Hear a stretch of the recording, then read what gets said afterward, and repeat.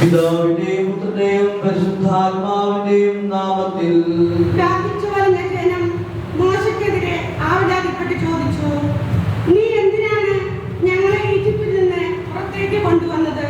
മോശ കർത്താവിനോട് നിലവിളിച്ചു പറഞ്ഞു, ഈ ജനത്തോട് ഞാൻ എന്താണ് ചെയ്യുക?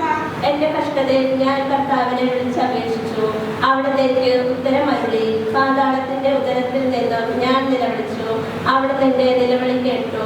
അവിടെ തന്നെ ആഴത്തിലേക്കും സമുദ്രമധ്യത്തിലേക്കും വലിച്ചെറിഞ്ഞു. സഹോദരരെ, പൗലോസ്ലീഹ റോമായിലെ സഭയ്ക്ക് എഴുതിയ ലേഖനം.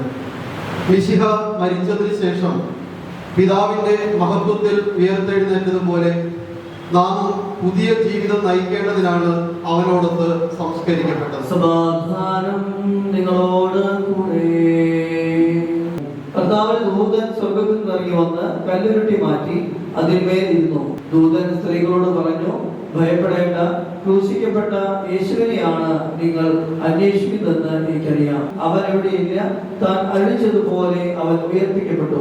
ആത്മാവിനെയും ശരീരത്തെയും പൗത്രീകരിക്കുന്ന ജീവിതം നവീകരിക്കുവാനുള്ള ശക്തി അവിടുന്ന് ഈ ജനത്തിന് പ്രദാനം ചെയ്യട്ടെ.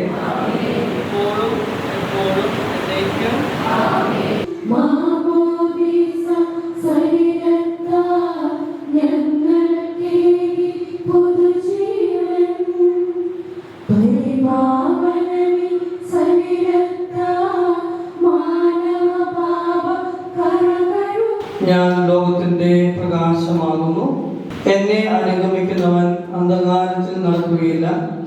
എന്നാൽ ചെയ്ത മിശിഹ അന്ധകാരം നീക്കി നമ്മെ പ്രകാശിപ്പിക്കട്ടെ.